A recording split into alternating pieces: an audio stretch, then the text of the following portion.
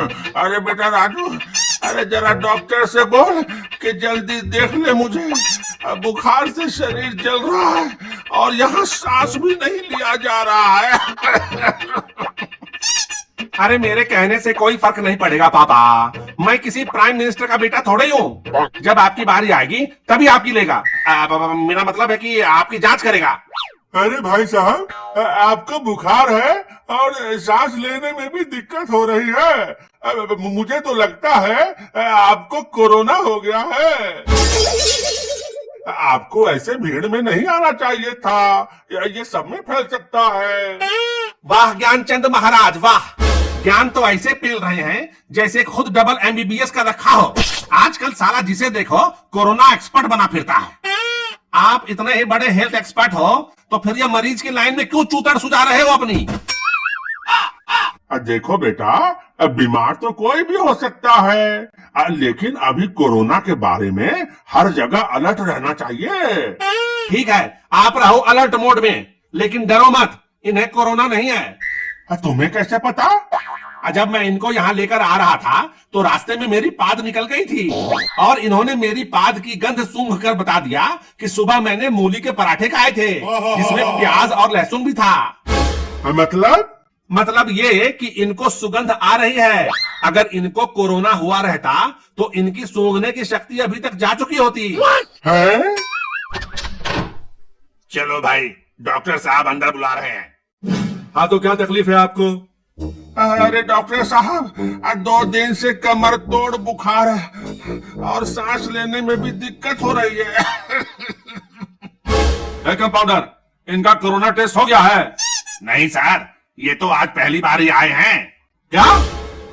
दूर हटो जी, क्या पता कोरोना हो गया हो। कंपाउंडर, तुमको कितनी बार बोला है कि बुखार वाले पेशेंट को बिना कोरोना टेस्ट के अंदर आने मत दो, और इनमें तो कोरोना के सभी लक्षण हैं। अरे सर, मुझे कोरोना नहीं है, अब मैं सच कह रहा हूँ। आपको कैसे पता? जाइए पहले टेस्ट करा कर आइए, तब आपका इलाज होगा। साधारण सर्दी बुखार में भी टेस्ट करवा रहे हो? डॉक्टर हो या खच्चर? कहीं ये डिग्री डुप्लीकेट तो नहीं है? क्या मतलब है तुम्हारा? और ये साधारण सर्दी बुखार नहीं है, ये कोरोना के लक्षण है। लेकिन सीजनल फ्लू, टाइफाइड के भी तो यही लक्षण है ना? आपने पढ़ा नहीं था क्या? इसीलिए तो मुझे शक हो रहा है कि कहीं आपकी डिग्री ही ना नकली हो। पापा क्यों उस झंडू डॉक्टर के पास चले आए? अरे बेटा, जब से कोरोना आया है सारे डॉक्टर के तेवर ही बदल गए हैं। ऐसा नहीं है, जो भी डॉक्टर साहब से इलाज करवाता है उसे यहाँ दोबारा आने की नौबत ही नहीं आती है। हाँ, या तो वह ऊपर चला गया होगा या उसे कोई दूसरा अच्छा डॉक्टर मिल गया होगा। कैसे आएगा दोबारा? बकवास बंद करो और जाकर टेस्ट करा कर आओ, तभी इलाज शुरू होगा। अरे डॉक्टर साहब, अब मेरे पास उतना समय नहीं है, टेस्ट में बहुत समय लग जाएगा। आप इलाज शुरू कर दीजिए, अब मैं बाद में टेस्ट करा लूंगा। नहीं नहीं, जब तक टेस्ट नहीं तब तक इलाज नहीं, और समय बर्बाद मत करो। तब तक तो मैं मर जाऊंगा डॉक्टर साहब। पापा, जब तक आपका ये नालायक बेटा है आपकी कोई नहीं ले सकता। क्या? जान मेरे रहते कोई आपकी जान नहीं ले सकता। और डॉक्टर साहब, आप टेस्ट के पीछे ऐसे क्यों पड़े हो जैसे गाय के पीछे सांड? क्या टेस्ट लैब वाले से आपको कमीशन मिलता है? क्या मतलब है तुम्हारा? जिस तरह आप लोगों को हर बात पर कोरोना टेस्ट करवा रहे हो, उससे तो यही लगता है कि आपको जरूर टेस्ट का कमीशन मिलता होगा। ये फालतू बातें बंद करो और इलाज करवाना है तो पहले टेस्ट करा कराओ। जाओ। डॉक्टर साहब, आप गुस्सा क्यों कर रहे हो? लगता है मैंने कुछ सच बोल दिया, तभी तो आपकी गांड में मिर्ची लग गई। अरे कंपाउंडर, इस बकैत बच्चे को कमरे से बाहर करो। सुनो सर, आप मेरे पापा का इलाज शुरू कर दो। टेस्ट का जितना कमीशन आपको मिलता है वो सीधा मुझसे ही ले लो।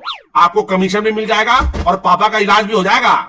सुनो, आखिरी बार कह रहा हूँ, इलाज करवाना है तो पहले टेस्ट करा कराओ, और साथ में रेमडेसिविर का इंजेक्शन भी ले लेना, कहीं जरूरत ना पड़ जाए।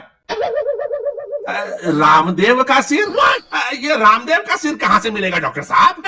अरे रामदेव का सिर नहीं, ये रेमडेसिविर है, रेमडेसिविर इंजेक्शन।